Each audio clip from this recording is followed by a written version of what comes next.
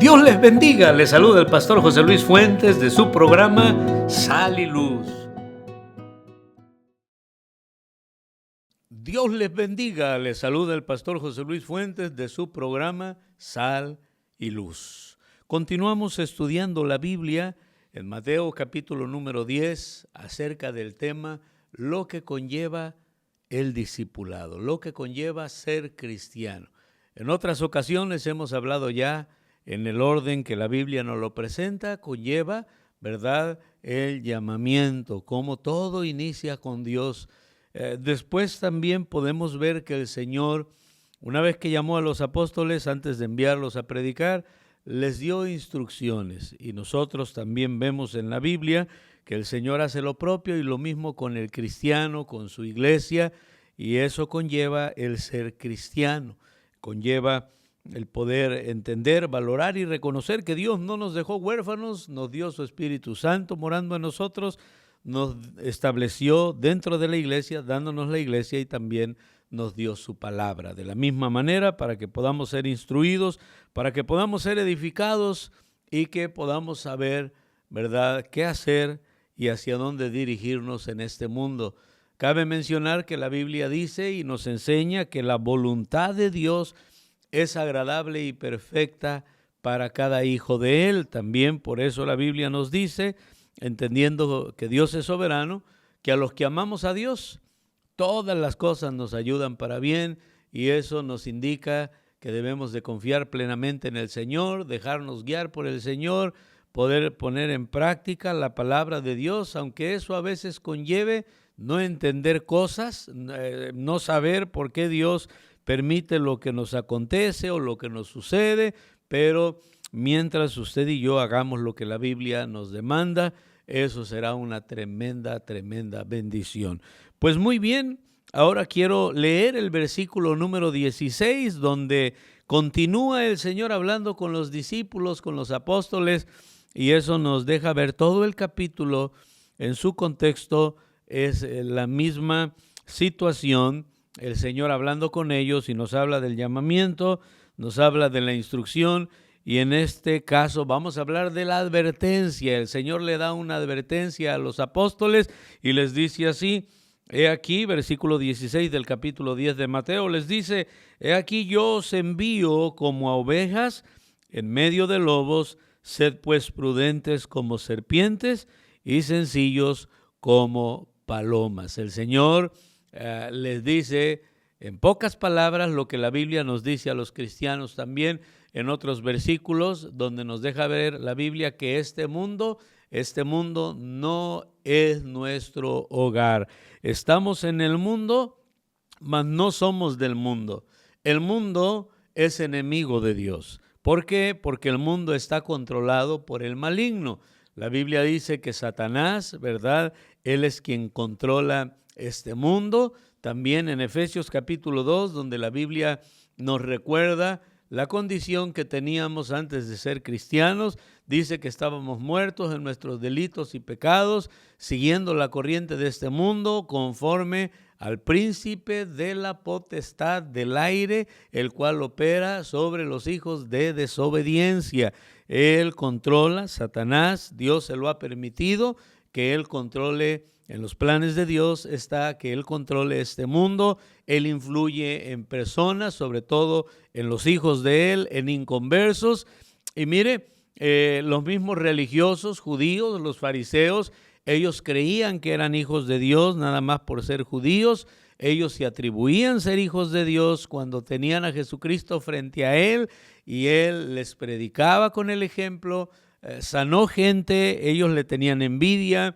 Ellos querían matarle, pero tenían temor del pueblo y finalmente lo lograron, pero no porque ellos tengan poder o sean más que Cristo. Todo lo contrario, Cristo dijo, yo pongo mi vida y así como la pongo, la vuelvo a tomar. Tengo poder para ponerla y tengo poder para volverla a tomar.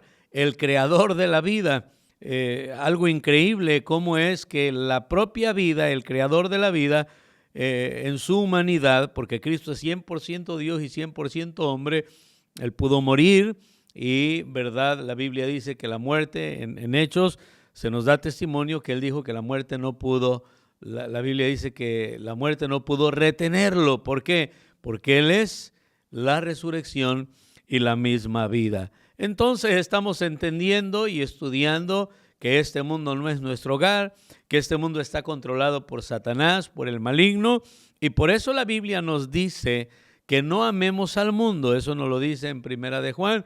Dice, no améis al mundo ni las cosas que están en el mundo, porque el que ama al mundo, ¿verdad?, se constituye enemigo de Dios. Y el mundo pasa y todo lo que hay en el mundo, sus deseos, la vanagloria de la vida, todo lo que hay en ese mundo es temporero. Un día va a tener un fin, pero el que haga la voluntad de Dios permanece para siempre. Y creo que la advertencia de que el mundo no es nuestro hogar y que el que ame al mundo se va a constituir enemigo de Dios, yo creo que eso debe de, por lo menos, ocasionar temor de Dios en nosotros, porque créame, usted como hijo de Dios, yo como hijo de Dios, no deberíamos provocar a nuestro Padre, no deberíamos amar al mundo y darle la espalda a nuestro Dios, que sería un poco ilógico y absurdo y contradictor, porque la Biblia dice que de modo que si alguno está en Cristo, nueva criatura es, las cosas viejas pasaron y todas son hechas nuevas. Pero digamos que el diablo nos engaña, se endurece el corazón, se entenebrece el entendimiento y nos enfriamos, no alimentamos el espíritu o la vida espiritual, esa nueva naturaleza que Dios vivificó, que Dios nos dio, dándonos vida, ¿verdad?, en nosotros, haciéndonos nacer de nuevo, pues por ende va a prevalecer la carne. Cristo le dijo a los discípulos cuando no pudieron acompañarle para orar, se quedaron dormidos antes de él ser capturado, y él dijo, ¿verdad? Primero les reclamó y les dijo, con que no habéis podido velar conmigo, orar conmigo una hora, y les dijo que el espíritu estaba dispuesto, mas la carne es débil. Así es de que es la razón por la cual debemos alimentar el espíritu, deseando como niños recién nacidos la leche espiritual no adulterada, para que por ella crezcamos para salvación. No habla de la salvación del alma, somos salvos eternamente gracias a Jesucristo y a su sacrificio.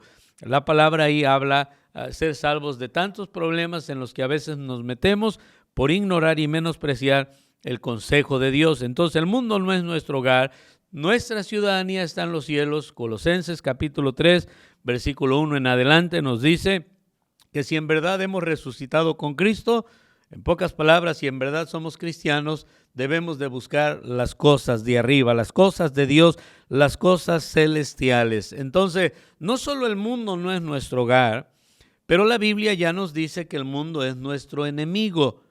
Y en Santiago, cuando habla de la oración, y Dios le habla fuerte a sus hijos, porque dice que no tenemos porque no pedimos, y luego llega a la conclusión y al punto donde dice, a veces sí pedimos, pero no recibimos, y dice porque pedimos mal. Y luego exclama y dice, oh almas adúlteras, ¿no sabéis que la amistad con el mundo, verdad, es enemistad o se considera enemistad contra nuestro Dios? Y entonces, como hemos estado viendo y estudiando, no solo eso, pero también les dijo, les envío como ovejas en medio de ¿qué? De lobos. Pareceríamos presas fáciles para el mundo. El mundo va a ser afrentoso hacia el cristiano. El mundo no quiere al cristiano, no admite al cristiano, porque va en contra de lo que ellos, ¿verdad?, adoctrinan, lo que ellos predican, lo que ellos viven.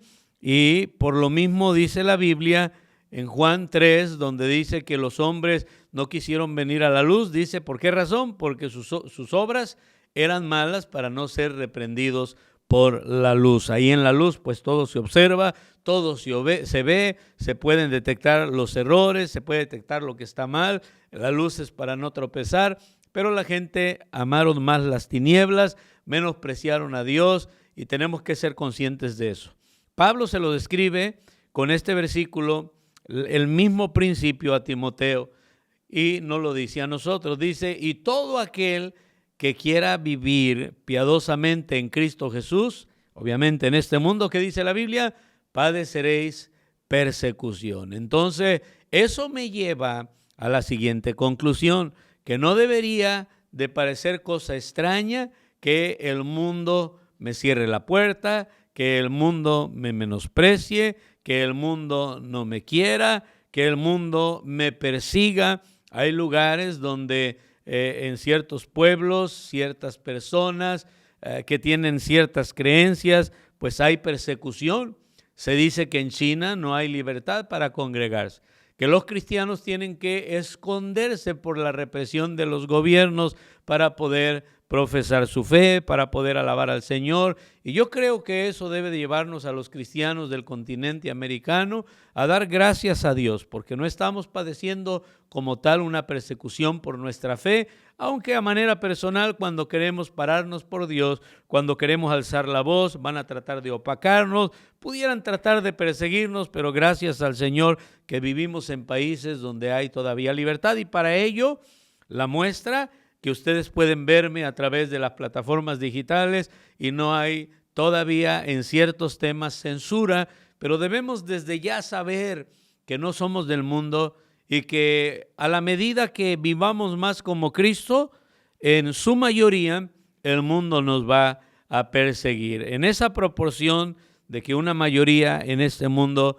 no quiere nada con nuestro Dios. Y eso lo menciono porque a veces la gente dice, no, pues es que yo tenía problemas y yo estaba cansado o cansada de la vida que yo vivía y por eso vine a Cristo, vine a la iglesia y yo creía que todo iba a ser un lecho de rosas.